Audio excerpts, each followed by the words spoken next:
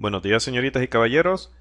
En esta vez vamos a continuar con el tema de sistemas secuenciales, pero vamos a ver ya métodos de diseño. Cuando todos los flip-flops ya están sincronizados a un clock maestro, es necesario utilizar modelos de diseño de ingeniería para que nosotros podamos implementar los circuitos que necesitemos.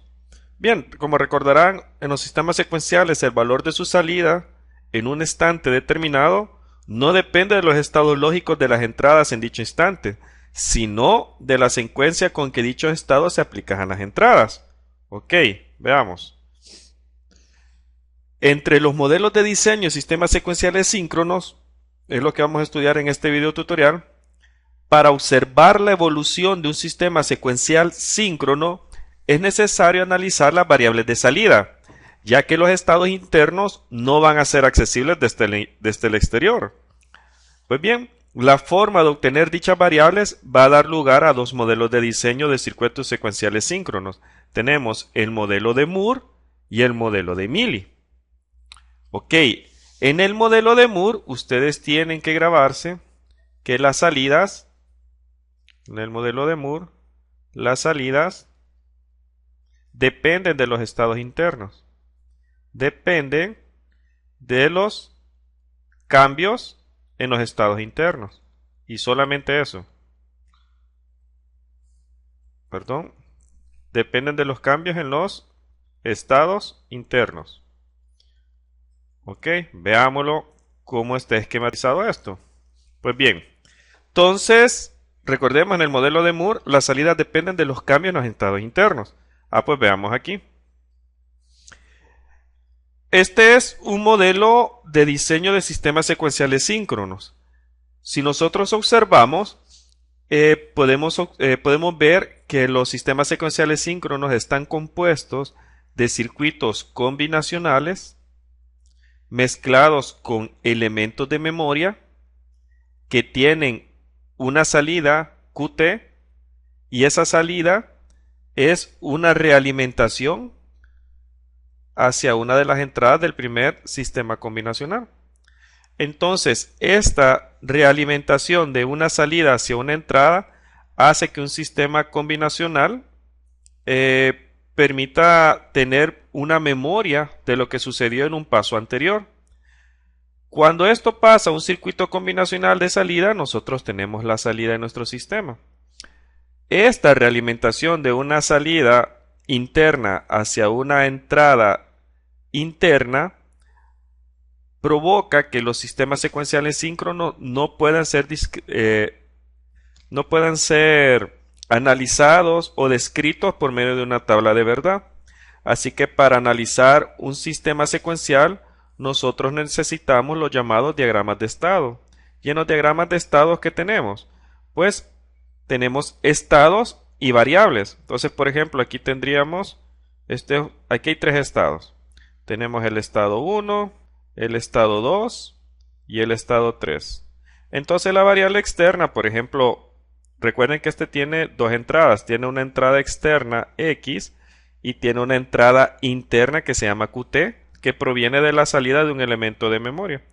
Entonces, como nosotros no vamos a tener acceso a esta parte de aquí, porque eso es interno al sistema, como les decía en la slide anterior, nosotros nos vamos a basar en la salida para analizar qué es lo que le pasa al sistema secuencial en base a las entradas.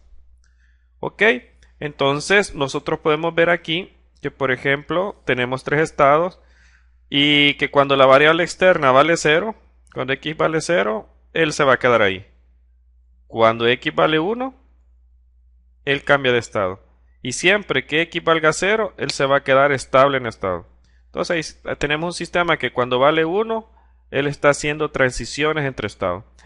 Pues esta forma se le llama un diagrama de estados. Entonces el diagrama de estados es el que nos permite describir un sistema combinacional, un sistema secuencial síncrono. Veamos ahora esto. Entonces, en el modelo de Moore, como recuerdan, la salida solamente depende de las combinaciones de los estados internos. Entonces, la variable de entrada X solo va a afectar a mi primer sistema combinacional. las transiciones que hayan entre estados son las que me van a permitir a mí analizar una salida.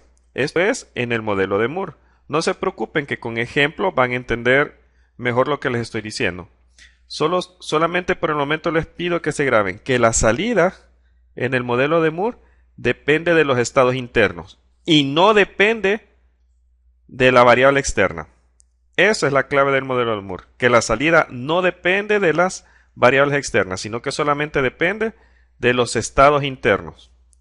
Muy bien, continuamos con las presentaciones.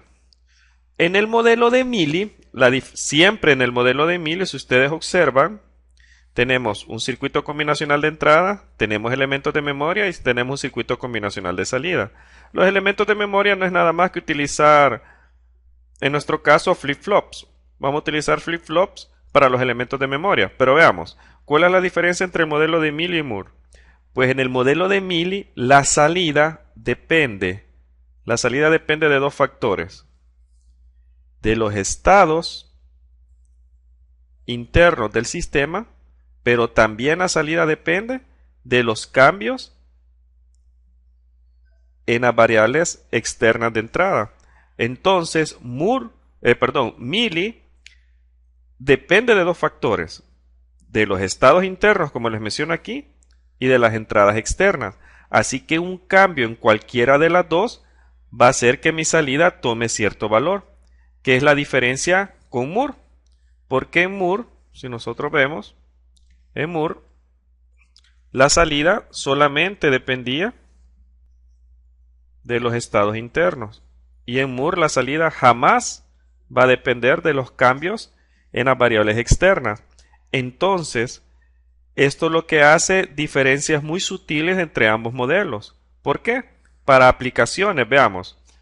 ¿Cuándo es útil utilizar el modelo de Moore? Pues el modelo de Moore me es útil cuando yo quiero generar secuencias. ¿Por qué?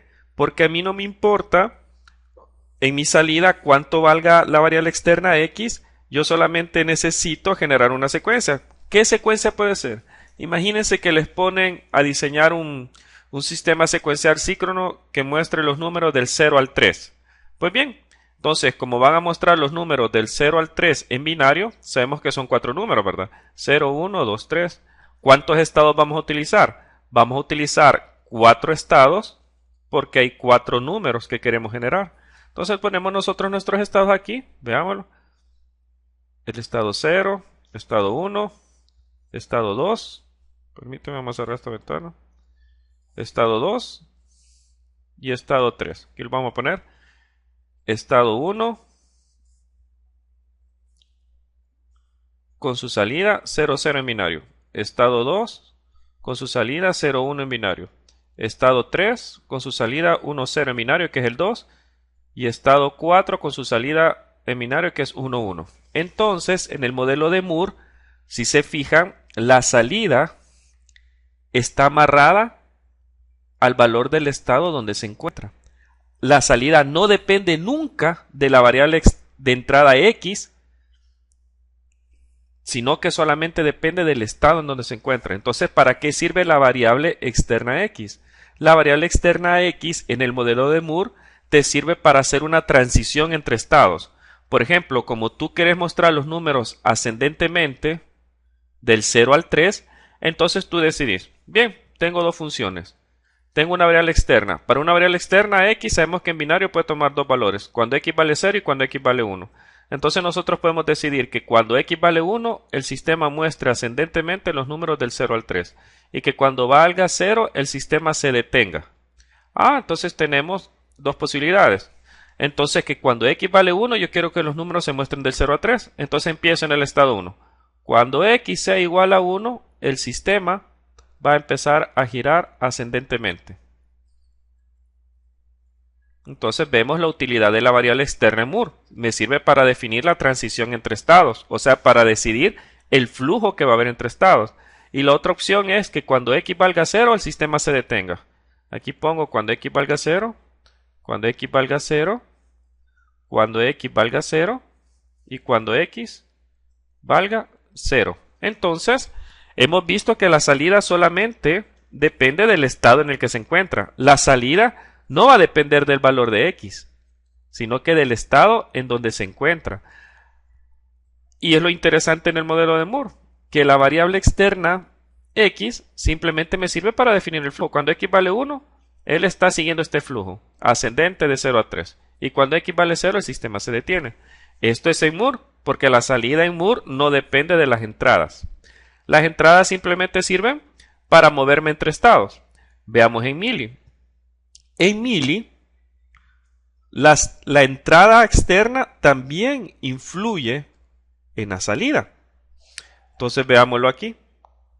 En Mealy, la salida depende tanto de la entrada externa como de los estados donde se encuentra. Depende de dos cosas la salida en Mealy. Pues que dependa de la entrada externa hace que Mealy tenga una aplicación diferente a lo que es Moore. Si recuerdan, les dije que Moore le sirve para generar secuencias. En aquel ejemplo que les expliqué, generamos la secuencia ascendente de los números binarios del 0 al 3. Entonces en Mealy, como la salida también depende de los cambios en las entradas, Mealy tiene una aplicación diferente. ¿Qué tipo de aplicación? Imagínense que les piden un ejercicio donde les digan, diseña un sistema secuencial síncrono que detecte una secuencia de entrada binaria 1, 0, 1. Ok, el usuario va a meter 3 bits. El primero va a ser 1, el segundo 0 y el tercero 1. Pues como yo voy a detectar una secuencia, es mejor Mealy, porque Mealy está más optimizado para diseñar sistemas secuenciales síncronos que detecten secuencias, porque cada cambio en la variable de entrada externa x me va a producir una salida. Entonces veámoslo aquí. Por ejemplo, como son 3 bits, también necesito 3 estados. Vamos a poner los 3 estados aquí. Aquí están los 3 estados. Pero en Mealy, dentro del estado solo se pone el nombre del estado. Estado 1, estado 2 y estado 3. No va la salida asociada al estado, porque la salida en Mealy depende de dos cosas, de variable externa y de estados internos. Entonces aquí sí juega un papel muy importante la variable externa, porque en Mealy la variable externa x va a poseer dos funciones, ¿verdad? Me va a permitir moverme entre estados, y va a influir en mi salida. Eso nos va a permitir las variables externas en Mealy. Entonces, nosotros veamos, borrémoslo aquí. Recuerden, las variables externas tienen dos funciones. Me permiten moverme entre estados y también permiten influir en el valor de las variables de salida. Ok, veamos. Pues, ¿qué pasa si el usuario mete el primer 1? Hagamos que el usuario meta la secuencia correcta. Si el usuario está en el estado 1 y el usuario mete un 1, la salida tiene que ser 0, porque la salida va a ser 1 hasta que se meta correctamente el tercer bit. ¿Qué pasa si estás en el estado 2 y ahora el usuario mete un 0? Te venís para acá. Si x igual a 0, me voy al estado 3, pero la salida es 0. ¿Qué pasa si estando en el estado 3 viene el tercer 1? Ok, entonces vuelvo a iniciar la secuencia. Viene el tercer 1 y ahora la salida tiene que ser 1. ¿Por qué? Porque ya se metieron correctamente los 3 bits. Entonces vean cómo en Mealy un cambio en la variable externa me permite moverme entre estados. Vean, me muevo entre estados, pero también me permite tener una salida. Entonces por eso Mealy es bueno para diseñar sistemas secuenciales síncronos que les permitan detectar secuencias o ver que por cada cambio en la variable externa puede haber una salida. Por eso es la diferencia entre Mealy y Moore. Lo vamos a ver más a detalles en ejemplos. Continuemos con el slide. Hay etapas de diseño para sistemas secuenciales síncronos. Como nosotros estamos estudiando una ingeniería, entonces como ingenieros debemos de adherirnos a metodologías de desarrollo para resolver nuestros problemas. Pues veamos, ya se han definido etapas de diseño para cuando ustedes quieren resolver un problema a través de sistemas secuenciales síncronos. Entonces, el primer paso, ¿cuál es? Pasar las especificaciones verbales al diagrama de estados. ¿Qué quiere decir esto?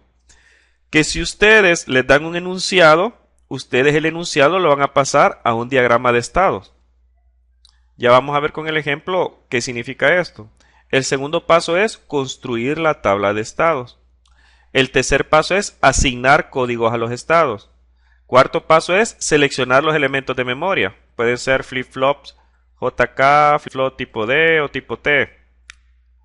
El siguiente paso es obtener las tablas de excitación. Ya vamos a ver que las tablas de excitación nos sirven para que los flip-flops pasen de un estado inicial QT a un estado final QT más 1. El siguiente paso es la simplificación de las funciones de excitación. Nos vamos a valer de mapas K para simplificar las funciones de excitación. Y el último paso es la implementación del circuito. Ok, recuerden, estos pasos los vamos a ir utilizando en la resolución de nuestros ejercicios. Ok. Los elementos de memoria. Como les había mencionado, los elementos de memoria. En nuestro caso vamos a utilizar el flip-flop JK porque es más versátil. Si recordarán del video tutorial de contadores de Rizzo, le había dicho que hay dos formas de utilizar un flip-flop JK o de diferenciarlos. Recuerden que los flip-flops se activan en base a flancos. Este es un flanco ascendente, un cambio porque hace un cambio de nivel 0 a 1. Y este es un flanco descendente porque hace un cambio de nivel de 1 a 0. Entonces, si ustedes encuentran un flip-flop que en su entrada de reloj tiene este círculo, él se activa por medio de flancos descendentes. Y si ustedes encuentran un flip-flop que su entrada de reloj no tiene círculo, como en este caso que no hay círculo, ese flip-flop se activa con flancos ascendentes. Entonces estos van a ser los elementos de memoria que nosotros vamos a utilizar para diseñar nuestros sistemas secuenciales síncronos. Ok, entonces, como recordarán, para describir un sistema secuencial síncrono no se utilizan tablas de verdad, sino que se utilizan diagramas de estado, ¿verdad? Por ejemplo, aquí tenemos esos diagramas de estado. Los diagramas de estado, por convención, en vez de poner la letra E, vamos a poner la letra I. Por ejemplo, estado inicial 0 con salida 0, 0. Estado inicial, estado 1 con salida 0, 1, por ejemplo. Y estado 2 con salida 1, 0, por ejemplo. Ahorita estamos haciendo MUR. Recuerden que en MUR la salida va dentro del estado, porque va asociada al estado donde se encuentra la salida. Así que así van a detectar cuando es MUR. Muy bien, entonces la variable externa en MUR les sirve solamente para definir la transición a este estado. Decimos que cuando x es igual a 1, va a estar girando hacia la derecha el estado. Va a estar mostrando esa secuencia.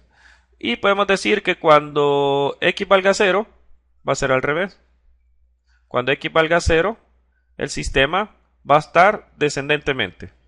Ok, entonces, para que yo pueda pasar de este estado, por ejemplo, del estado 0, yo pueda pasar al estado 1, yo necesito una tabla de excitación del flip-flop que estoy utilizando, porque la tabla de excitación es la que me permite a mí pasar de un estado inicial. Aquí tenemos, vean, QT es un estado inicial. Me permite pasar de un estado inicial y aquí tenemos de la siguiente columna, este es mi estado final. Ok, entonces para que yo pueda pasar de mi estado inicial, que es esta columna, a mi estado final, yo necesito aplicarle al flip-flop en sus entradas J y K estos valores. Por ejemplo, si yo quiero pasar de un estado inicial que vale 0 a un estado final que vale 1, yo tengo que aplicarle las entradas del flip-flop en su pin J un 1 y en su pin K un valor no importa. Un valor no importa, recuerden que puede ser 0 o 1. Entonces, si yo aplico 1x a las entradas del flip-flop, yo paso de un estado inicial que vale 0 a un estado final que vale 1. Entonces recuerden que para pasar de estados iniciales a finales, o sea, esta transición que está aquí, de un estado aquí, ahora este es un estado inicial y este sería su estado final. Entonces, para hacer esa transición entre estados, yo necesito una tabla de excitación. Cada flip-flop posee su tabla de excitación y hay que saberla para poder hacer el diseño del sistema secuencial síncrono. Vamos a ver un primer ejercicio. Entonces, el primer ejercicio que nosotros vamos a ver es diseñar un sistema secuencial síncrono que permita detectar la secuencia de entrada en binario 1, 0, 1. Entonces, analicemos primero qué modelo nosotros vamos a utilizar. Se nos pide resolver el problema de detectar una secuencia de entrada. Entonces, si yo quiero detectar una secuencia de entrada, por ley, tengo que utilizar un modelo que me permita depender e interactuar con una variable de entrada para yo tener una salida. ¿Y qué modelo es ese? De seguro ya respondieron ustedes mismos que ese modelo es Mealy, ¿verdad? Porque en Mealy la salida depende del estado interno y de la combinación de la variable externa en ese momento. Pues nosotros para resolver este ejercicio, detectar la secuencia 101, vamos a utilizar el modelo de Mealy. Ok, procedamos a realizar este ejercicio. Ok, veamos. Vamos a abrir nuestra pizarra electrónica. Perdón, ok. Vamos a abrir nuestra pizarra electrónica. Vamos a resolver nuestro ejercicio aquí.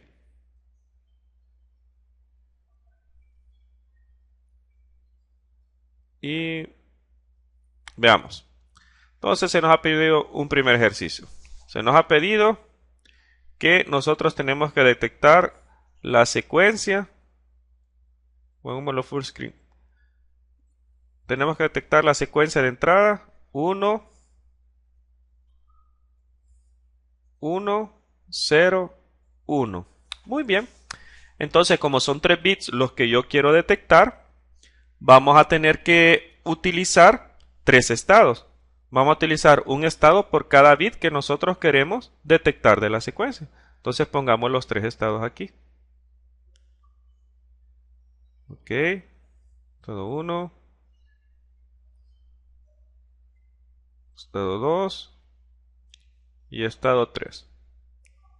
Como estamos utilizando el modelo de Mealy, en el modelo de Mealy, dentro del estado solamente va el nombre del estado y vamos a utilizar la letra I. Este va a ser el estado 0, este va a ser el estado 1 y este va a ser el estado 2. Ok, ya tenemos nuestros 3 estados.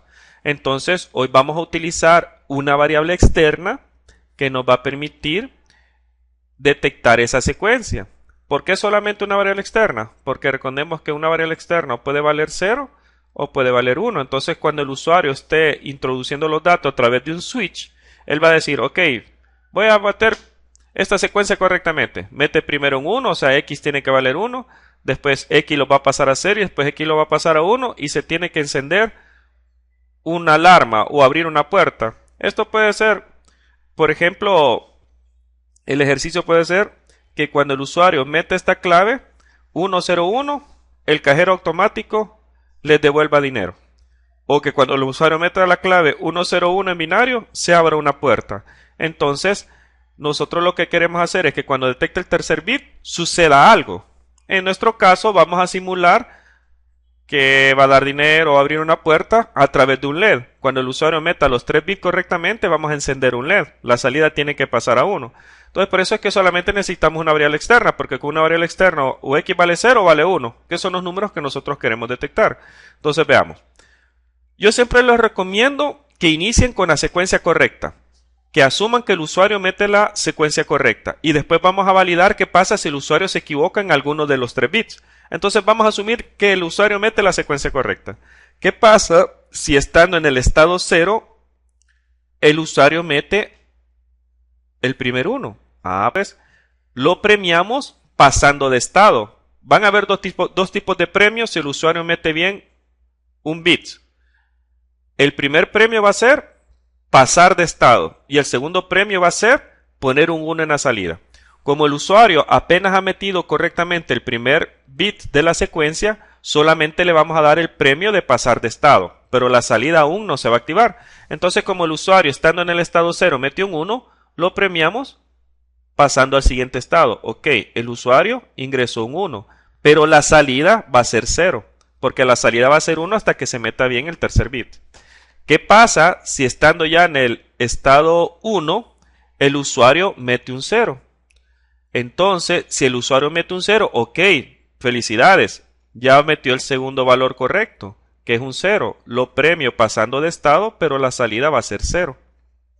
Ahora, ¿qué pasa si estando en el estado 2, el usuario mete el segundo 1 o el tercer bit correcto. Ok, lo premio pasando de estado, lo vuelvo al estado inicial porque recuerde que estos son autómatas finitos, o sea, son sistemas que se repiten una y otra vez, entonces lo vuelvo al estado inicial. Muy bien, te paso de estado, metiste el segundo 1 y como ya metiste correctamente la secuencia de 3 bits, hoy sí, la salida va a ser 1.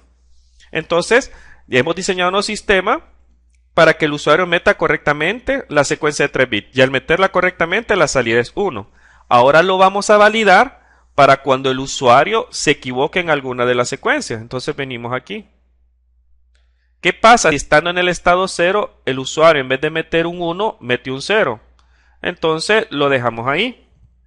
Le decimos al usuario, no, usted no queríamos ese número. Se queda aquí en el estado 0. Como él metió un 0, se queda ahí. No lo premiamos pasando de estado y tampoco lo premiamos con la salida. ¿Va? Ok, cuando x igual 0, la salida es igual a 0. ¿Va? Ok, veamos ahora. ¿Qué pasa? Porque él se equivocó al meter el primer bit. ¿Qué pasa ahora si el usuario, estando en el estado 1, se equivoca al meter el segundo bit? Asumiendo que ya metió bien el primero. ¿Va? Si estando en el estado 1, él se equivoca, en vez de meter un 0, mete un 1, ¿qué es lo que tiene que hacer el sistema? Pues el sistema lo que tiene que hacer es venir y verificar. Muy bien. Como estando aquí, yo esperaría un 0 para pasar de estado, ¿verdad? Pero como él metió un 1, se equivocó, entonces yo digo que se quede estable. No, si metes un 1, no te dejo pasar de estado y la salida va a ser 0. Y lo dejo aquí porque él vino con un 1. Y si volvió a meter otro 1 aquí en el segundo bit, no es el 0 que yo necesito para cambiar de estado, ¿verdad? Sino que él metió un 1. Entonces lo castigo y lo dejo ahí mismo. Lo dejo en ese estado. Por eso aquí, si él metió un 1, ok, te quedas castigado en este estado y tu salida va a ser 0. ¿Qué pasa ahora asumiendo que el usuario vino y metió bien el primer bit, metió bien el segundo bit, pero en el tercer bit, en vez de meter un 1, él metió un 0? No, entonces te castigo, te dejo ahí, metiste un 0, porque como venís de una secuencia que es 0, te quedas ahí con ese 0 y la salida va a ser 0. Entonces ya tenemos validado cuando el usuario mete correctamente, mete correctamente un OK, o sea, 101, OK, metió la secuencia correcta y hemos validado cuando hay un error, cuando el usuario se equivocó en cualquiera de los 3 bits. Así que ya tenemos nuestro diseño. Y es el primer paso. Recuerden que nosotros habíamos dicho de la etapa de diseño que el primer paso era pasar del enunciado de las especificaciones verbales al diagrama de estados. Recuerden que el enunciado era diseñar un sistema secuencial síncrono que permite detectar una secuencia de 3 bits 101. Pues ese enunciado nosotros ya lo pasamos a su diagrama de estados. Así que ya cumplimos con la primera parte de nuestra etapa de diseño. La segunda etapa en la parte de diseño nos dice que tenemos que construir la tabla de estados. Ok, ¿y qué es una tabla de estados? Pues bien, una tabla de estados es otra forma de expresar este diagrama de estados de una manera más conveniente para afrontar los siguientes pasos de diseño. Entonces, ¿qué posee una tabla de estado? Pues lo vamos a ver aquí. Primero, la tabla de estado va a tener 4 columnas. La primera columna se le va a llamar el estado actual. Voy a borrar aquí. Lo vamos a poner aquí la tabla de estados para pasarlo a una forma más conveniente en las siguientes etapas de diseño. Nos va a ser mejor pasar este diagrama de estados a una tabla de estados. Entonces primero, la primera columna se le llama estado inicial. Estado inicial. En la segunda columna, perdón, lo vamos a poner un poquito más recto. Vamos a poner así. Tenemos mi estado inicial. Después tenemos otra columna. Son 4 columnas las que vamos a necesitar. Vamos aquí. Ya les voy a explicar qué es cada una de esas columnas. Después tenemos otra columna. Ok. Muy bien. Entonces a una se le llama estado inicial. La otra va a ser la columna de la variable externa. En este caso es solamente una variable externa X. La otra columna se va a llamar estado final. Y la otra columna se va a llamar salida. Ok. Entonces veamos. Vamos a pasar, recuerden, de este diagrama de estados, vamos a pasar a nuestra tabla de estados. Entonces, en la primera columna vamos a poner los estados iniciales. Tenemos tres estados, I sub 0, I sub 1 y I sub 2. ¿Cuántas veces vamos a poner cada estado en esta columna? Ok, hay que analizar algo muy importante que no tienen que olvidar. Vamos a poner, por ejemplo, aquí el estado 0. Aquí tenemos el estado 0. Aquí tenemos el estado 0. ¿Cuáles flechas son las que le pertenecen al estado? Y es una pregunta muy importante. ¿Cuáles flechas son las que le pertenecen al estado? ¿Las flechas que salen del estado o las flechas que le entran al estado? Pues bien, las flechas que le pertenecen a un estado son las flechas que salen de ese estado. Como nosotros solamente tenemos una variable externa x, recordemos que x puede tomar dos valores, o 0 o 1. Por lo tanto, van a haber dos flechas, porque solamente tenemos una variable externa. Y como esa variable externa puede valer 0 o 1, entonces esto va a ser una flecha para cuando x vale 0 y otra flecha para cuando x vale 1. Entonces, nosotros vemos que el estado 0 se puede comportar de dos maneras. Una cuando x valga 0 y otra para cuando x valga 1. Entonces aquí están los dos comportamientos que la variable externa puede tener, que nuestro estado puede tener, perdón, porque solamente tenemos una variable externa. Así que cada estado aquí nosotros lo vamos a poner dos veces, porque el estado 0 se va a comportar de una manera cuando x vale 0 y el estado 1 se va a comportar de una manera cuando x vale 1. Perdón. Voy a borrarles aquí y les voy a repetir. Vamos a poner dos veces cada estado porque el estado 0 se va a comportar de una manera cuando x vale 0 y también el estado 0 se va a comportar de una manera cuando x vale 1. Voy a poner dos veces el estado 1. ¿Por qué? Por lo mismo. Porque como el estado 1 tiene una variable externa, el estado 1 se va a comportar de una manera cuando x vale 0 y el estado 1 se va a comportar de una manera cuando x vale 1. Y el estado 2 lo voy a poner lo mismo dos veces, porque el estado 2 se va a comportar de una manera cuando x vale 0 y se va a comportar de una manera cuando x vale 1. Entonces, ¿qué pasa? Supongamos que tenemos el estado 0 y ahora hay dos variables externas. Una se llama x y otra se llama y. Si tenemos dos variables externas, tenemos cuatro combinaciones posibles. 0, 0, 0, 1, 1, 0 y 1, 1, ¿va? Entonces estas son cuatro flechas posibles. Así que cada estado se tendría que poner cuatro veces. ¿Por qué? Porque el estado 0 se va a comportar de una manera cuando x y y valgan 0, 0. El estado 0 se va a comportar de otra manera cuando x y y valgan 0, 1 y así sucesivamente. En este ejemplo le hemos puesto dos veces cada estado porque vemos que solamente tenemos una variable externa x. Ok, entonces continuemos. Borremos aquí para tener espacio. Recuerden que la importancia de estos videotutoriales no es solamente verlos, sino que también que ustedes vayan haciendo lo que en sus cuadernos, lo que yo voy haciendo aquí en el videotutorial. Así es como van a aprender más. Ok, veamos. Entonces, analicemos nuestro diagrama de estados. Veamos aquí. ¿Qué pasa en nuestro diagrama de estados cuando en el estado 0 x vale 0? Pues nosotros nos vamos al diagrama de estados y analizamos. Ok, cuando estoy en el estado 0 y x vale 0, yo me quedo en el estado 0. Entonces el estado final va a ser el estado 0. ¿Qué pasa cuando estoy en el estado 0 y x vale 1? Cuando estoy en el estado 0 y x vale 1, yo me voy al estado 1. Entonces el estado final va a ser en esta fila. Cuando estoy en el estado 0 y x vale 1, yo me voy a I1. Y lo estamos viendo de nuestro diagrama de estado. Ahora, estando en el estado 1, ¿Qué pasa cuando x vale 0? Cuando estoy en el estado 1 y x vale 0, yo me voy a I2. Entonces yo pongo aquí que me voy a I2. ¿Qué pasa cuando estoy en el estado 1 y x vale 1? Quiere decir que me quedo estable en ese estado. Me quedo ahí. ¿Qué pasa cuando estoy en el estado 2 y x vale 0? Me quedo ahí mismo.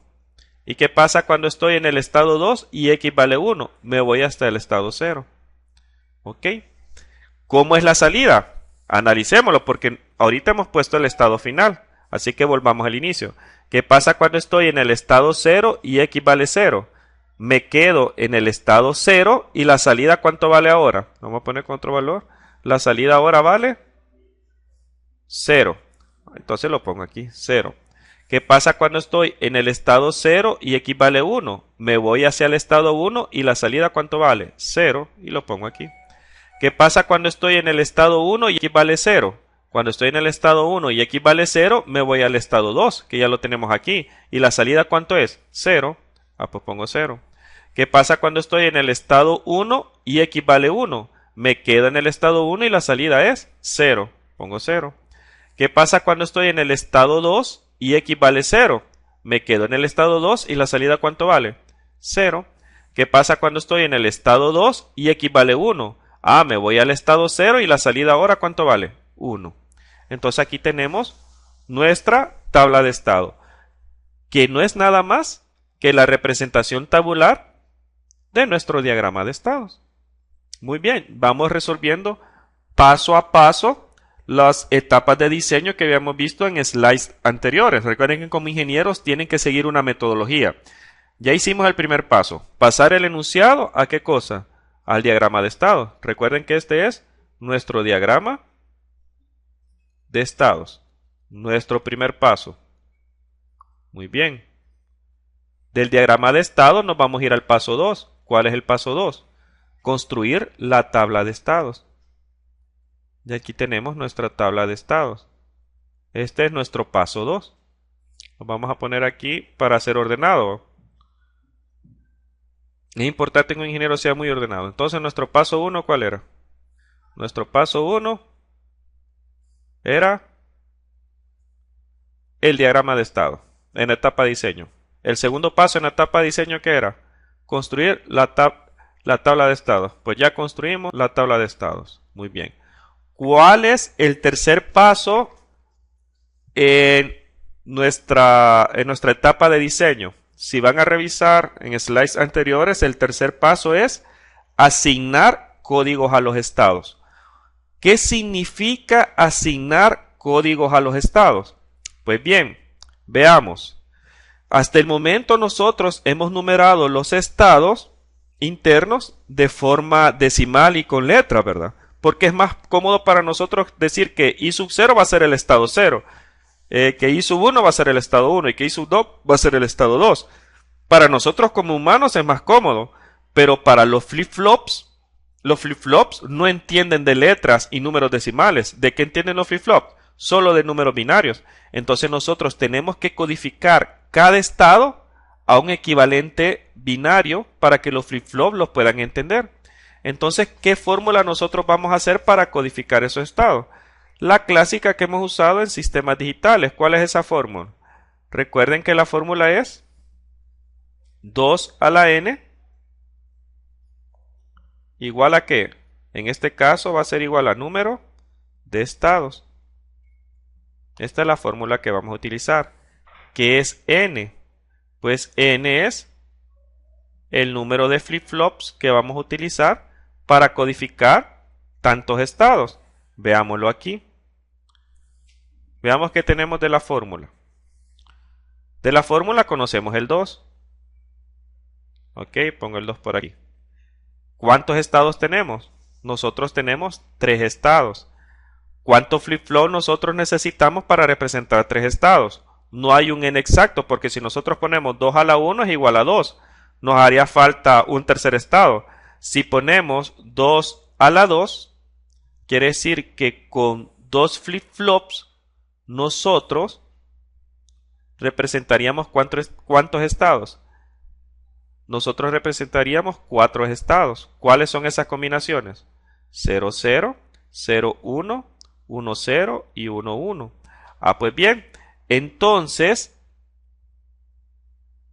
nosotros decimos que el estado 0 ahora se va a llamar, en binario, se va a llamar o lo vamos a codificar con 0, 0.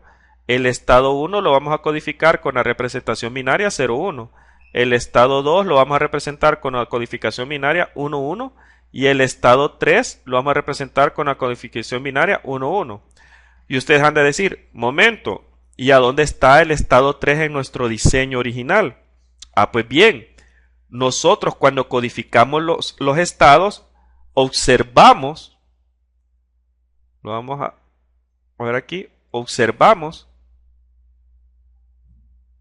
que este estado 3 no estaba contemplado en nuestro diseño original. Entonces, esto es muy importante para un ingeniero, debe de tener cuidado. Si yo voy a utilizar dos flip-flops, con dos flip-flops sé que tengo 4 combinaciones diferentes para representar 4 estados. Pero en mi diseño original yo solamente estoy utilizando ¿qué cosa? En mi diseño original yo solamente estoy utilizando 3 estados. Entonces nosotros debemos de validar nuestro sistema. ¿Por qué? Porque ¿qué pasa si cuando nosotros encendamos el sistema cae en este estado que no estuvo contemplado en nuestro diseño original? Si el sistema llegase a caer en ese estado que no está contemplado en nuestro diseño original, el sistema podría trabarse. Entonces nosotros tenemos que validarlo.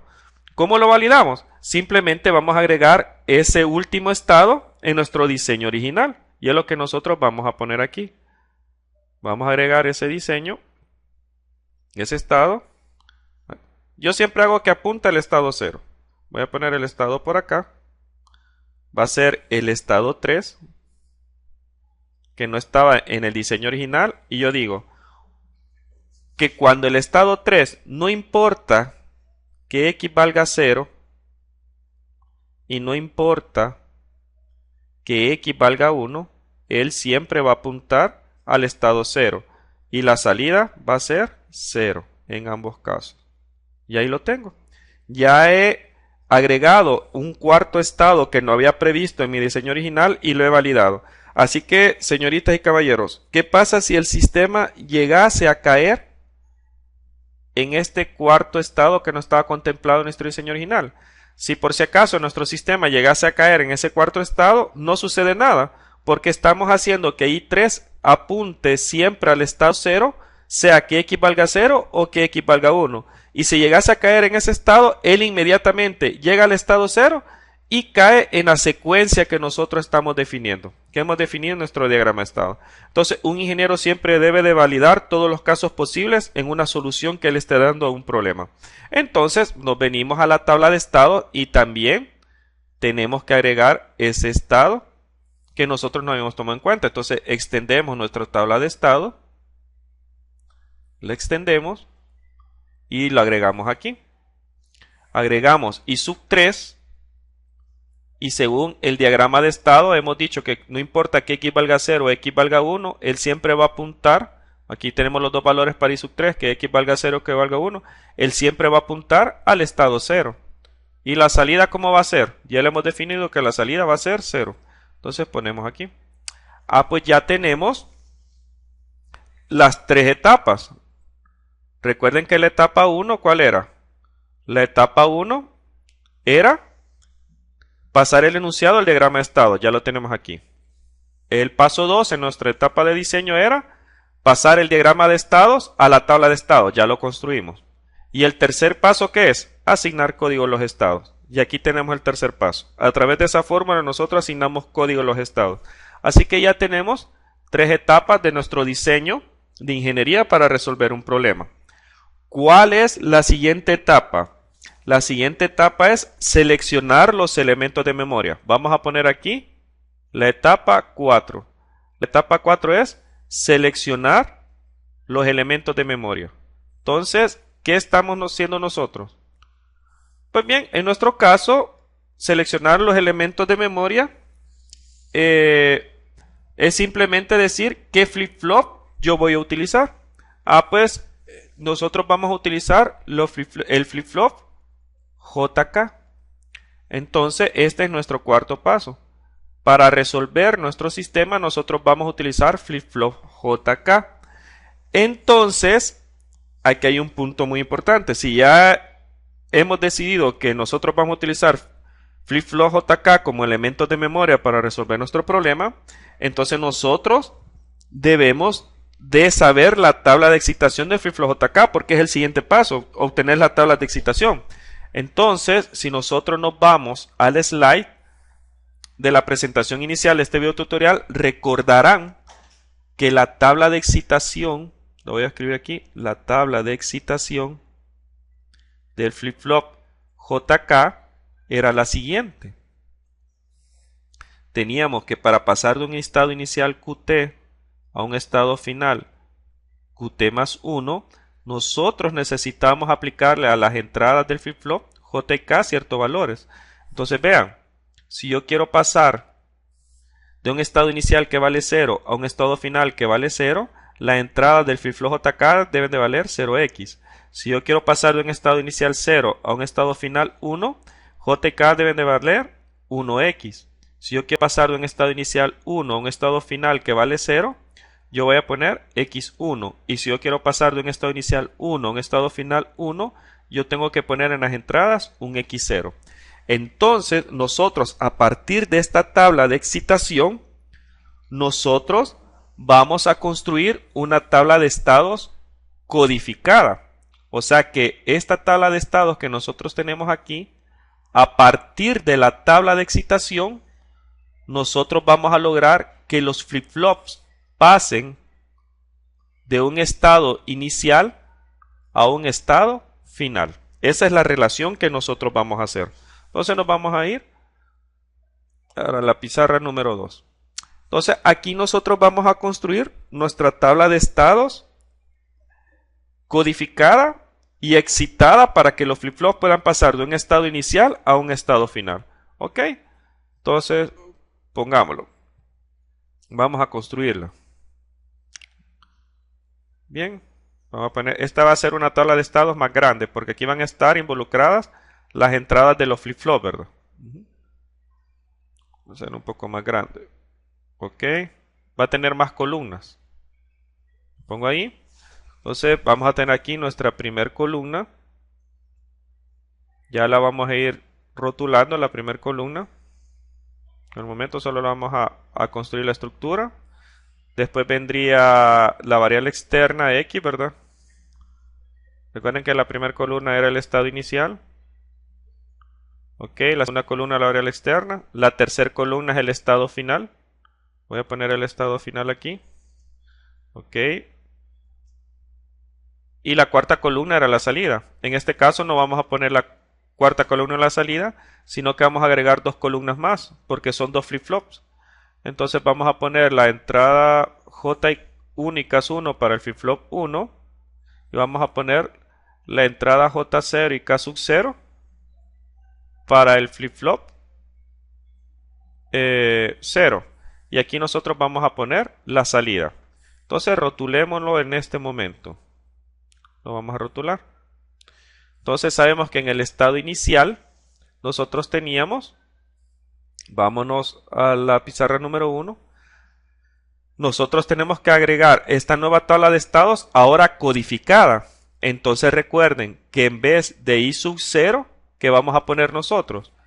En vez de i sub 0, nosotros vamos a poner esta combinación. Porque hemos dicho que en la etapa de codificación, i sub 0 ahora sí va a llamar 0, 0. Ah, pues nos vamos para acá y ponemos que en vez de i sub 0 lo habíamos puesto dos veces, ¿verdad? Porque aquí tenemos nuestra variable externa x. Entonces voy a poner dos veces i sub 0, pero ahora codificado, 0, 0. I sub 0 se va a comportar de una manera cuando x vale 0, e i sub 0 se va a comportar de una manera cuando x vale 1. Entonces recuerden que estos dos 0, 0 vienen de aquí. Vienen de haber dicho en la etapa de codificación que i sub 0 ahora iba a valer 0, 0. Entonces i sub 1 ahora va a valer 0, 1. Ah, pues me voy allá y cuando yo ponga dos veces i sub 1 en la tabla de estados ahora codificada, yo voy a poner 0, 1. Entonces nos venimos para acá y escribo aquí 0, 1. 0, 1. Y el estado 1 se comporta de una manera cuando x vale 0 y el estado 1 se comporta de una manera cuando x vale 1. Y lo mismo para i sub 3. Para i sub 2, perdón. i sub 2, dijimos que i sub 2 ahora codificado se iba a llamar 1, 0. Entonces lo voy a poner dos veces i sub 2 allá. Pongo dos veces i sub 2 y pongo aquí 1, 0, 1, 0. Y el estado 2 se comporta de una manera cuando x vale 0 y cuando x vale 1. Y i sub 3 dijimos que ahora se iba a llamar 1, 1. Entonces las dos veces que tengo que poner i sub 3 voy a poner 1, 1. Nos venimos para acá, 1, 1, 1, 1. Y se comporta de una manera el estado 3 cuando x vale 0 y de otra manera cuando x vale 1. Ok, entonces esto le habíamos dicho, esto se llamaba estado inicial. Aquí lo voy a poner aquí. Este era nuestro estado inicial, ¿verdad? Esta era la variable externa x y este era nuestro estado final. Y aquí tenemos la salida, ¿va? La salida. Entonces en el estado final, vayámonos a la tabla de estados original. En el estado final nosotros tenemos estos valores, ¿verdad? Pues estos valores también los tenemos que poner de manera codificada. En vez de i sub 0, ¿qué voy a poner allá? 0, 0. En vez de i sub 1, ¿qué voy a poner? 0, 1. Entonces eso es lo que nosotros vamos a poner aquí. Voy a poner, en vez de i sub 0, voy a poner 0, 0. En vez de i sub 1 voy a poner 0, 1. Vamos a ver cómo era. Después venía i sub 2, i sub 1, i sub 2. Entonces voy a poner i sub 2, i sub 1, i sub 2. Voy a poner aquí i sub 2, i sub 1, i sub 2. De manera codificada. Después teníamos i sub 0, i sub 0, i sub 0. Entonces voy a poner tres veces i sub 0. Y i sub 0 sabemos que es 0, 0. 0, 0, 0, 0, 0, 0. Eso es en mi estado final, ¿verdad? El estado final nosotros lo que tenemos aquí. Y en las salidas, ¿cómo eran las salidas? Nosotros vemos que la salida es solamente en esta combinación. Cuando yo estoy en el estado 2, x vale 1, yo me voy a i sub 0. Entonces ahí la salida es 1. Entonces lo vamos a poner ahí. Entonces sabemos que en esta combinación la salida vale 1. Y en todos los demás casos la salida va a valer 0. Entonces ponemos esos valores aquí, 0, 0, 0. Entonces, ¿qué es lo que hemos hecho? Trasladar nuestra tabla de estados a una nueva tabla de estados, pero ahora codificada. Entonces, nada más lo que nosotros hemos hecho es esto, ¿ve?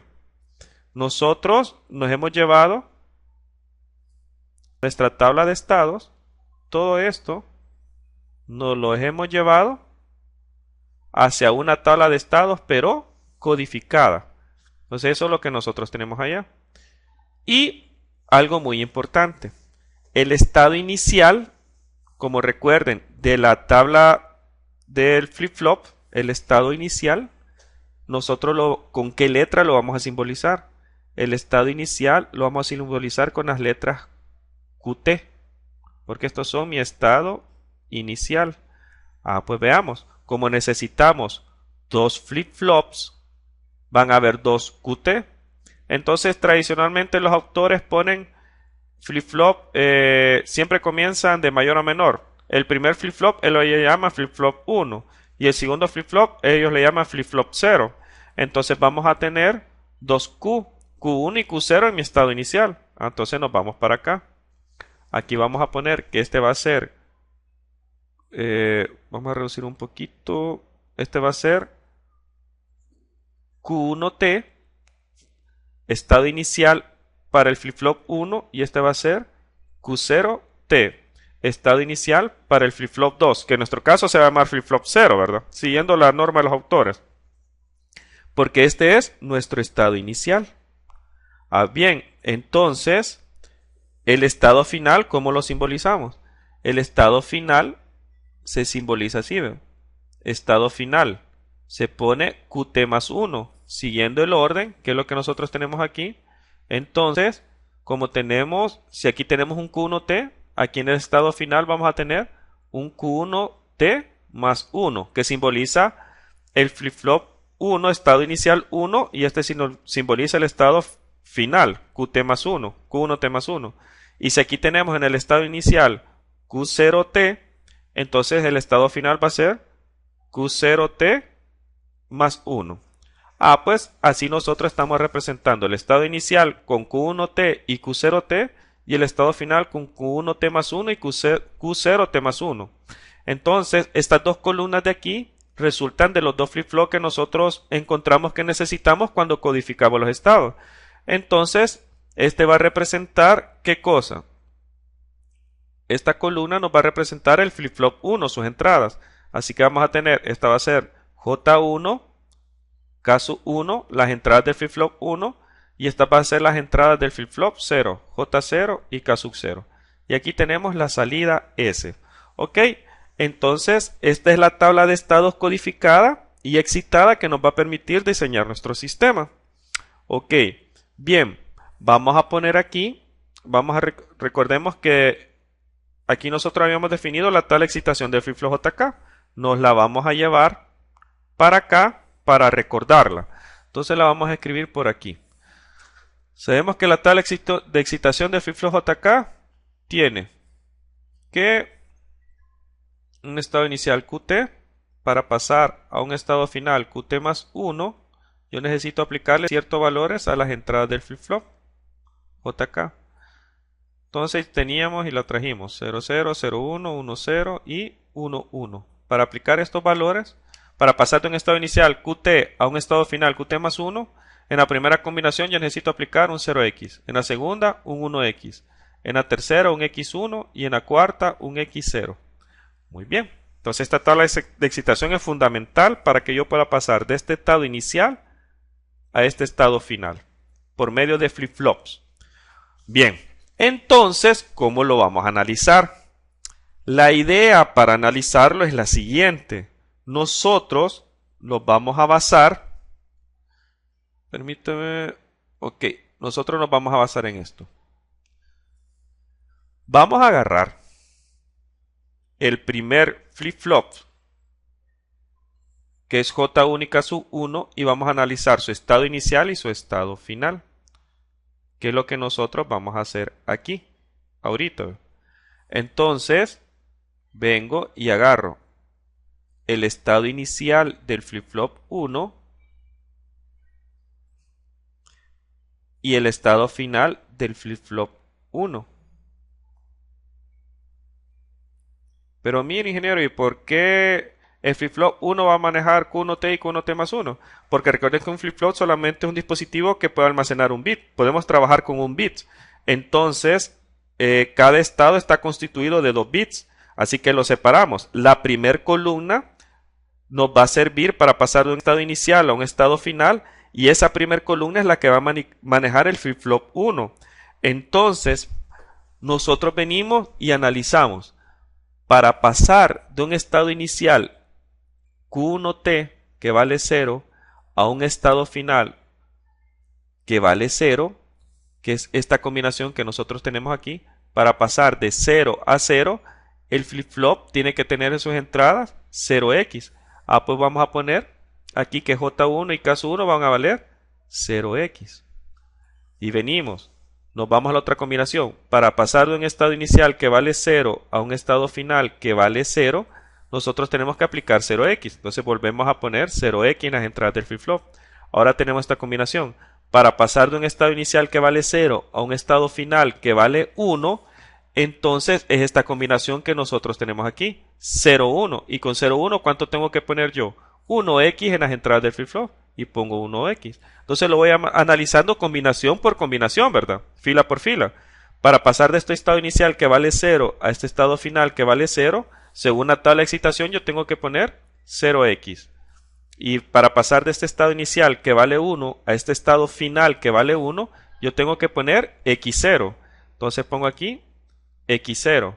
Para pasar de un estado inicial que vale 1 a un estado final que vale 0, 1, 0, yo tengo que poner x1 según la tabla de excitación. Para pasar de un estado inicial que vale 1 a un estado final que vale 0, tengo que poner x1. Y para pasar de 1 a 0, yo tengo que poner x1. Entonces el flip-flop 1 me va a permitir trabajar con la primer columna. La hemos dividido. Muy bien, entonces ahora yo voy a analizar el flip-flop 0, porque el flip-flop 0 es el que me va a permitir pasar de un estado inicial Q0T a un estado final Q0T más 1.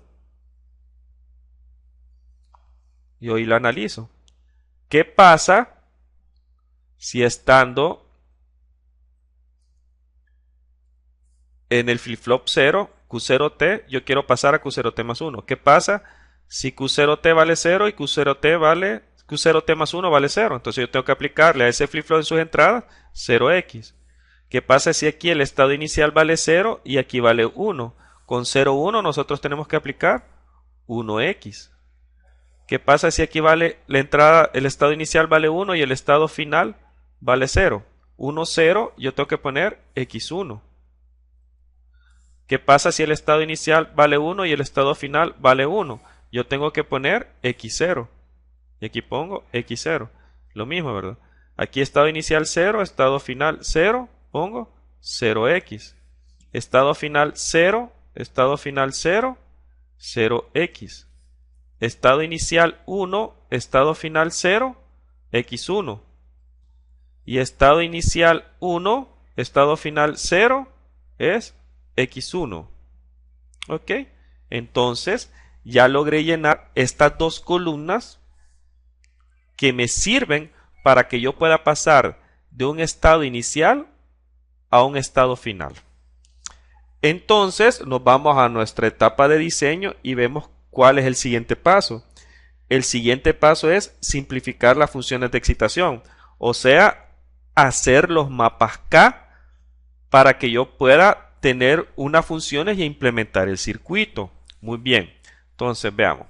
Recuerden que nosotros hemos pasado de este estado inicial a este estado final por medio de una tabla de excitación. Esa tabla de excitación es la que me permite pasar de un estado inicial a un estado final. Y dividimos. Como necesitamos 2 bits para representar cada estado, la primera columna sirve para un flip-flop, que es la verde, ¿verdad? Que es la flip-flop 1, J1 y K1. Después dividimos la segunda columna, que es Q0T y Q0T más 1, y la trabajamos con otro flip-flop. Quiere decir que si nosotros hubiéramos tenido 3 Qs, Q2T, Q1T y Q0T, hubiéramos necesitado también 3 entradas de flip-flop y hubieran sido 3 columnas. Pues entonces voy a borrar por el momento aquí. Voy a borrar esto. Porque ahora que ya tenemos nuestra tabla de estados codificada y excitada, nosotros necesitamos hacer los mapas K. ¿Y para quiénes vamos a hacer mapas K? Ok, los mapas K, ustedes toda la vida van a hacer mapas K para entradas de flip-flop y van a hacer mapas K para salidas.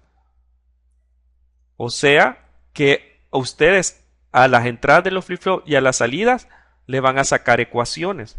Entonces, ¿cuántos mapas K vamos a tener? Como tenemos aquí que para el flip-flop 1 tenemos J1, K1, ya tengo 2 mapas K. Voy a hacer otro mapa K para J0 y otro mapa K para K0. Y voy a hacer un mapa K para S. Quiere decir que yo voy a hacer 5 mapas K. Voy a sacar 5 ecuaciones. Muy bien. Cuando yo me he dado cuenta, y recuerden, toda la vida, pero toda la vida, ustedes van a hacer mapas K para entradas de flip-flops y para salidas. Por eso se los estoy señalando aquí, vean. Siempre para entrada flip-flop y para salida ustedes van a sacar mapas K. Pero esos mapas K tienen unas variables en común. ¿Y quiénes van a ser las variables de esos mapas K? Pues esas variables son las que nosotros vamos a ver aquí. Las variables toda la vida de los mapas K son las variables de entrada, las variables que les van a dar las dimensiones de esos mapas K van a ser toda la vida el estado inicial y la variable externa. Ellos en conjunto son las variables de mis mapas K. Entonces, Si los estados iniciales y las variables externas son las variables de mis mapas K, son las que me van a dar la numeración de los mapas K. Veámoslo aquí. Por ejemplo, ¿qué combinación es esta? Como ellos van a ser las dimensiones del mapa K, Q1, Q0 y X, cuando valen 0, 0, 0, esta va a ser la casilla 0. Cuando Q1, Q0 y X tienen esta combinación 0, 0, 1, esta va a ser la casilla 1. Y así vean, 0, 1, 0, esta va a ser la casilla 2. 0, 1, 1, esta va a ser la casilla 3. 1, 0, 0, esta va a ser la casilla 4. 1, 0, 1, casilla 5. 1, 1, 0, casilla 6. Y 1, 1, 1, casilla 7. Y es la que nosotros vamos a utilizar para realizar nuestros mapas K. Entonces nos vamos a ir a la pizarra número 3. Permítame. Nos vamos a ir a la pizarra número 3 y vamos a agregar una imagen. Como recuerden que nosotros vimos que íbamos a necesitar 5 mapas K, entonces yo voy a agregar una imagen donde ya están las plantillas de los mapas K para no perder tiempo. Entonces voy a ir a buscar esa imagen. Creo que es esta. Que le vamos a abrir. Y los pongo. Aquí están los 5 mapas K. Entonces, vengo y digo, este va a ser el mapa K para J1. Este va a ser el mapa K para K1. Muy bien. Este va a ser el mapa K para J1, este para K1. Este va a ser el mapa K para J0. Este va a ser el mapa K para K0. Y este va a ser el mapa K para la salida. Así que nos sobró un sexto mapa porque solo necesitamos 5. Entonces, si nosotros este va a ser el mapa K para J1, entonces yo me voy a ir a buscar a la columna de J1 y voy a poner esos valores aquí en J1. Entonces veamos, como yo quiero J1, entonces vengo y todos estos valores de J1 yo me los voy a llevar para el mapa de J1. ¿A dónde está ubicado este 1? Este 1 está ubicado en la posición 2. Pues vengo y yo voy a ir a colocar allá que en la posición 2 yo tengo un 1. ¿A dónde está ubicado estas X? Estas X están ubicados ¿en qué posiciones? Vamos a ver en qué posiciones están ubicadas estas X. En la 4, en la 5, en la 6 y en la 7. Pues me voy a poner aquí que en la 4, en la 5, en la 6 y en la 7 yo tengo esas X. Ya logramos colocar J1 en los mapas. Ahora me voy y voy a ver K1. ¿A dónde está K1? Vámonos aquí con otro color. K1, hoy me voy a llevar toda la columna de K1, me la voy a llevar al mapa de K1. ¿Y a dónde están ubicadas estas X? Estas X están ubicadas en la posición 0, posición 1, posición 2 y posición 3. Ahí están esas X, vean. Posición 0, posición 1, posición 2 y posición 3. Entonces me voy a llevar esos valores para acá. Posición 0, posición 1, posición 2 y posición 3. Ahí están las X. Hoy voy a ir a buscar K1. ¿A dónde están estos unos? Estos unos están ubicados ¿en qué posiciones? 5, 6 y 7. Entonces yo voy a ir a colocar esos unos allá. Posiciones 5, 6 y 7. Ahí tengo yo esos unos. Muy bien. Entonces, hoy voy a buscar el valor de ¿quién? De J0. Voy a ir a buscar la columna de J0. ¿Y a dónde está este 1? Me voy a llevar todos estos valores de J0. Me los voy a llevar para el mapa de J0. Y vemos que este 1 está en la posición. Este 1 está en la posición 1. Pues me voy a ir allá. Y en la posición 1 yo pongo ese 1. Después vemos que estas X están en la posición 2 y están en la posición 3. Pues en la posición 2 y en la posición 3 yo escribo X. De ahí vemos que estas X están en la posición 6 y están en la posición 7. Pues ya vamos a poner eso. 6 y 7 tengo las X. Hoy voy a ver el mapa de K0. En K sub 0 vemos que estas X, ¿dónde están? Estas X están en posición 0 y 1. Pues me voy para allá. Posición 0 y 1 hay X. Después vemos que este 1 está en qué posición? Está en la posición 2. Ah, pues me voy para acá y en la posición 2 yo escribo un 1. Vemos que más, que estas dos X están en la posición 4. Perdón, estas dos X están en la posición 4 y están en la posición 5. Vámonos para acá, la posición 4 y 5 hay X. Aquí tenemos X. Y que, veamos, estos dos unos están en la posición 6 y en la posición 7. Pues en la posición 6 y en la 7 pongo 1. Y ahora voy a ver la salida. ¿A dónde está la salida? Nosotros vemos que la salida está en qué posición. Posición 5. Ah, pues en la posición 5 vamos a poner un 1. Entonces ya tenemos nuestro mapa lleno. Ahora lo único que tenemos que hacer es encontrar las agrupaciones óptimas para cada ecuación, que es lo que vamos a hacer ahorita.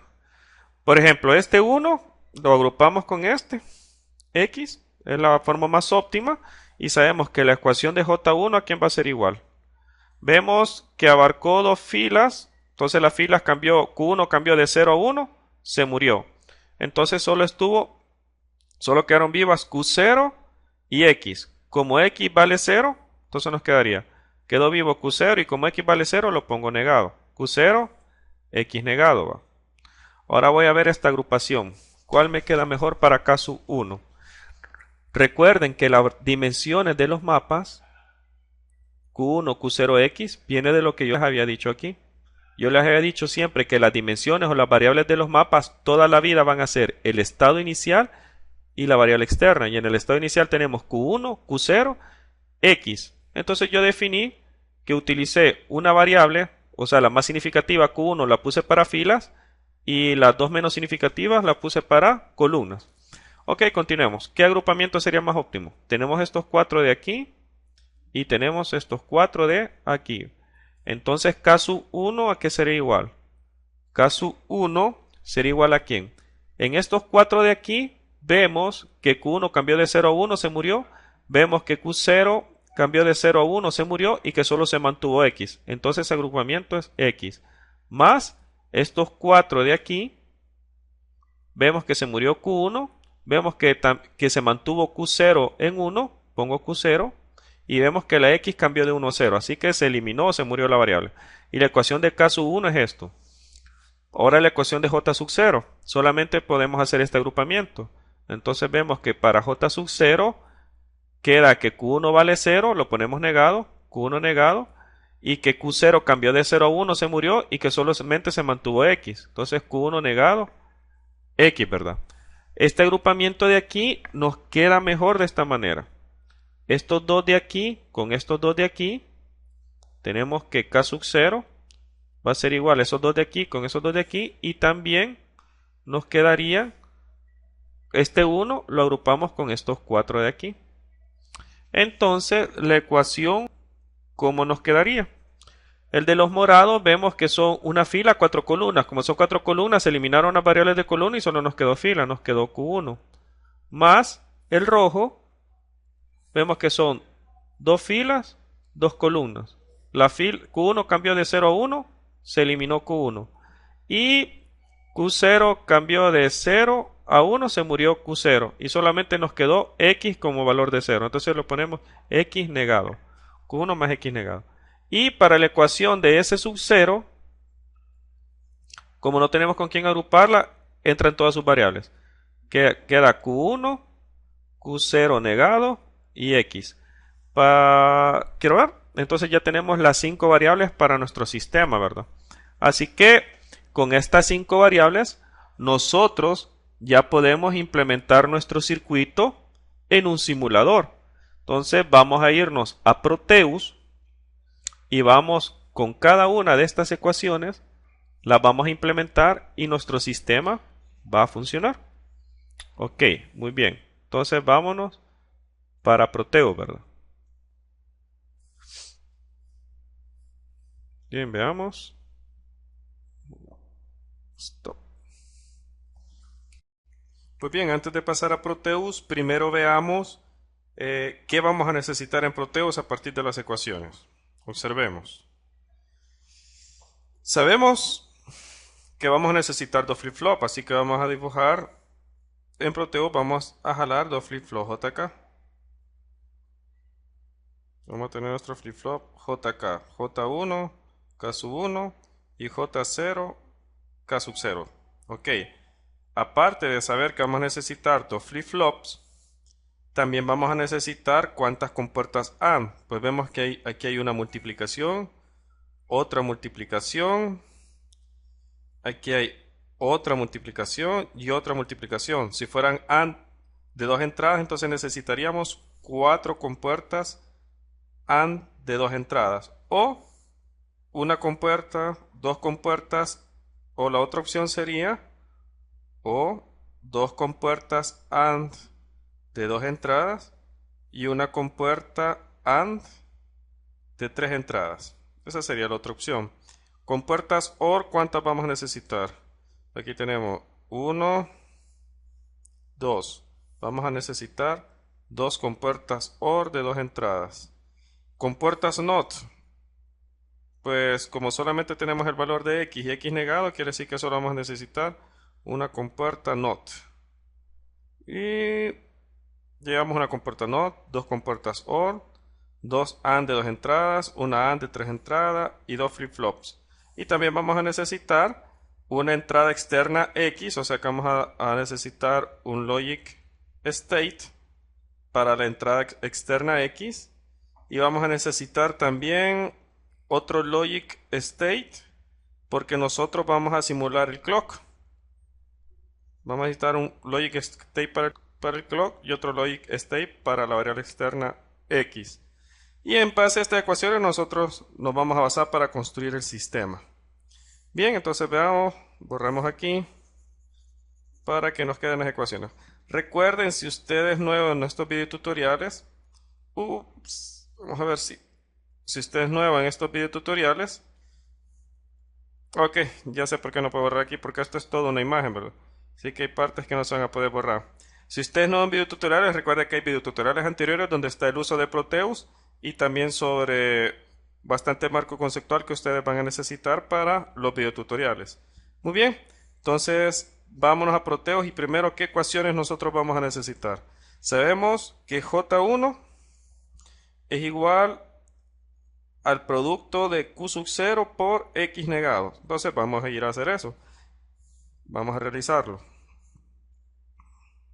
Ok, pongamos en modo cursor y vámonos a Proteus. Entonces nos dice aquí, yo les voy a dejar esta plantilla en Proteus en la descripción del video tutorial en YouTube. Les voy a dejar el link a Dropbox para que descarguen esta plantilla, para que no estén colocando los elementos y se dediquen a hacer la conexión y a ver el funcionamiento. Primero vamos a hacer un zoom de área. Zoom de área, le hacen clic aquí y solamente seleccionan el área que quieren hacer expandir. Ok, y ahí lo tenemos. Entonces, como recordarán, aquí están. Veamos. Perdón.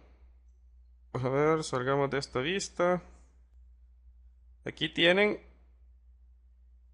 los dos flip-flops JK, las dos compuertas AND de dos entradas y otra AND de tres entradas, las dos compuertas OR y la compuerta NOT que les había dicho, y los logic state para entrada y para simular nosotros un tren de pulso.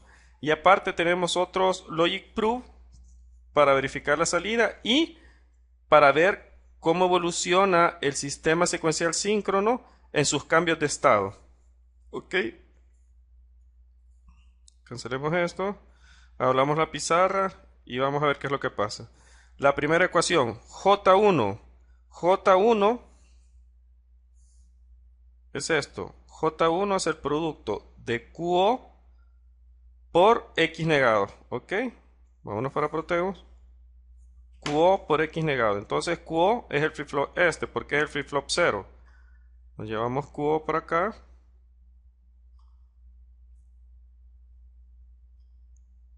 Y lo ponemos aquí. QO. Y también X negado.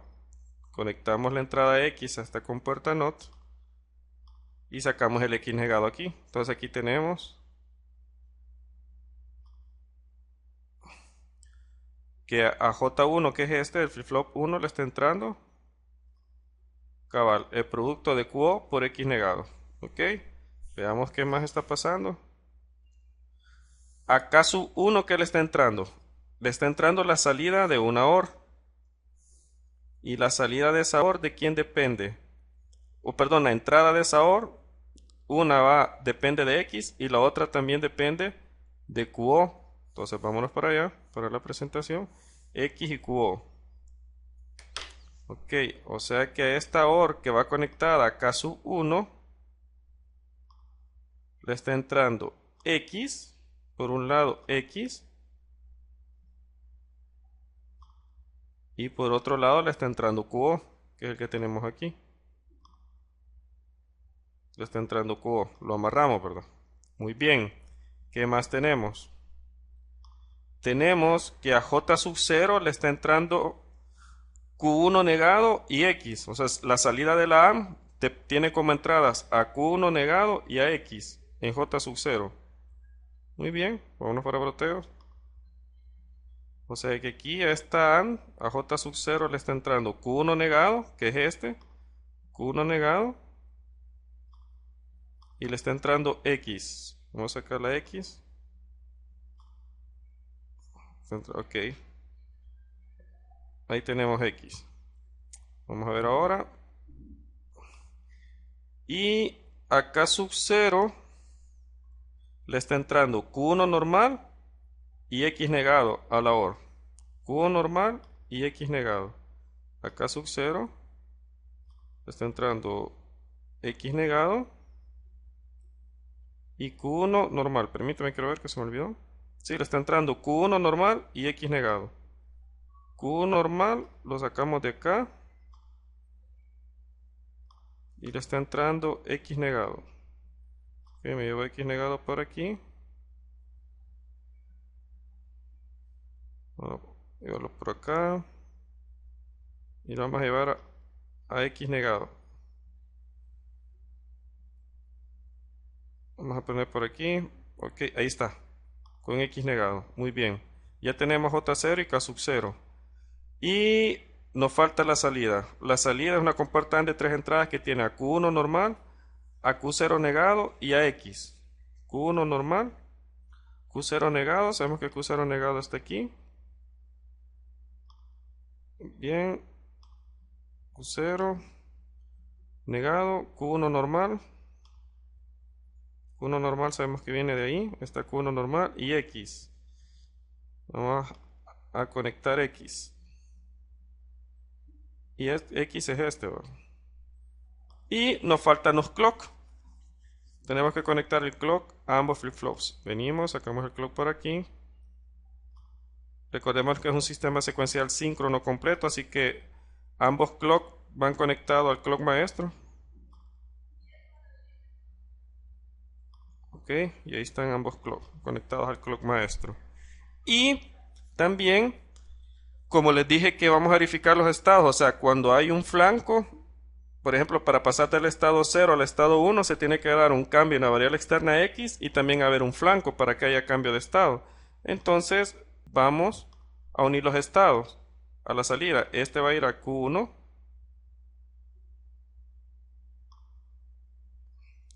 Ponerlo a Q1 aquí. Y este va a ir a Q0. Y aquí es Q0.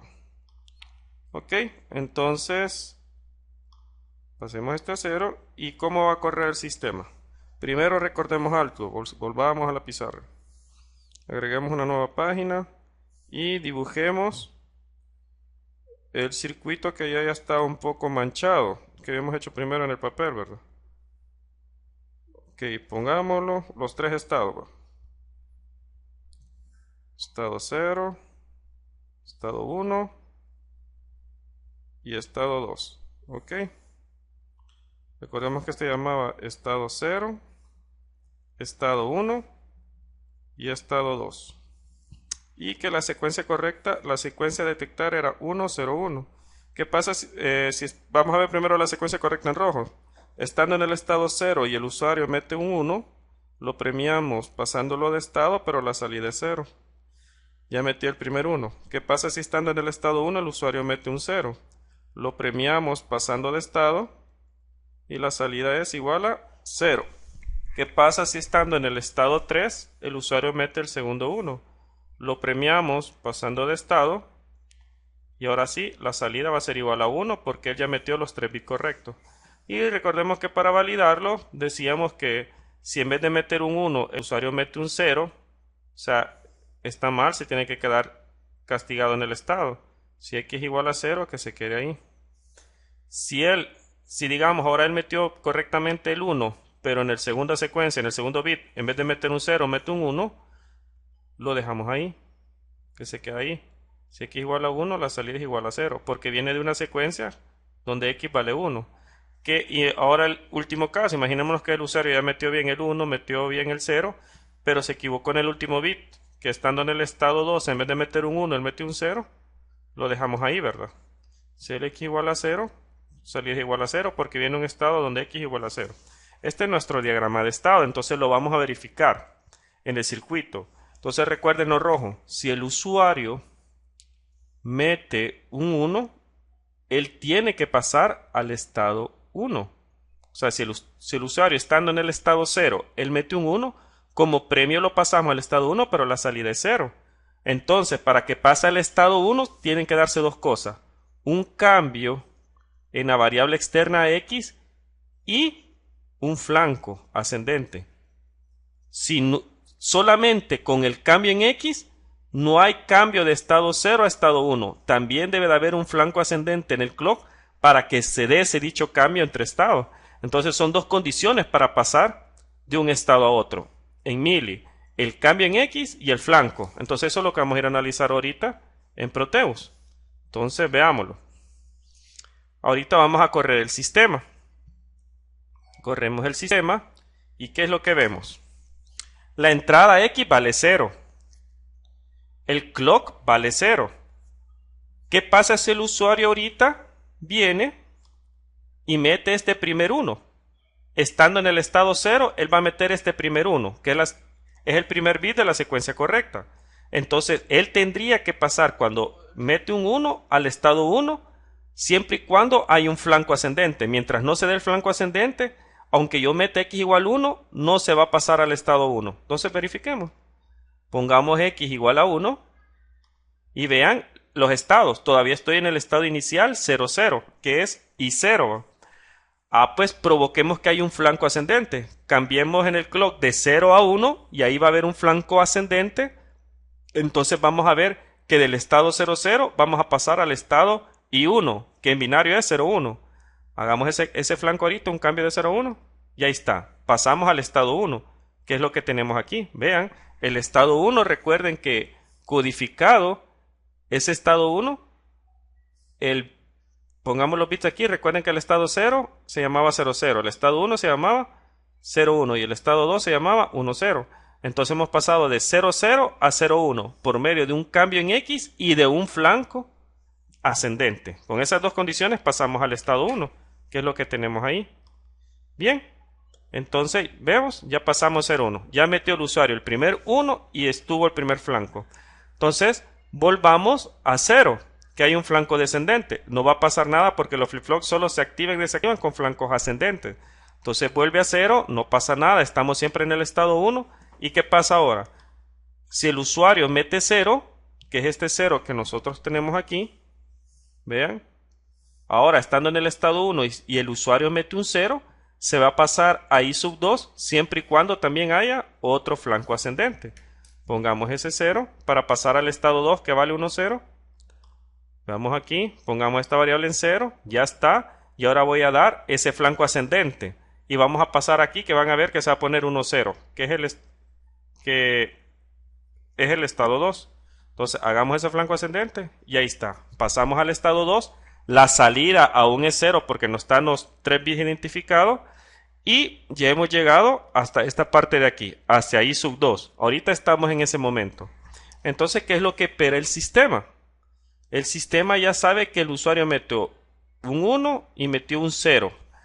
Metió correctamente este y este. Entonces el sistema espera que si el usuario mete correctamente el tercer bit, esto pase al estado 0 y la salida sea 1.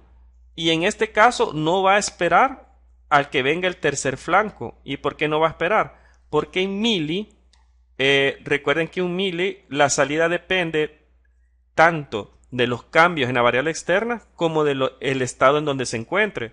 Entonces, como este melee es sensible al cambio en la variable externa, cuando venga este segundo 1, él va a pasar él va a poner la salida directamente a 1, aunque todavía no pase al estado 0. Pero la salida la va a poner en 1 porque él también depende de un cambio en la variable externa. Y lo vamos a ver reflejado aquí. Recuerden que para que haya un cambio de estado también debe de haber un flanco. Entonces, ahorita volvamos a 0. No pasa nada, estamos en el estado 2 todavía.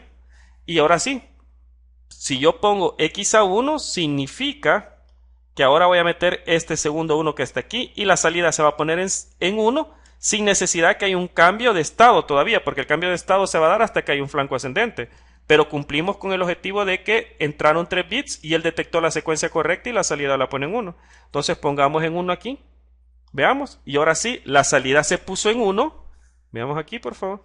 La salida se puso en 1, pero todavía estoy en el estado 2.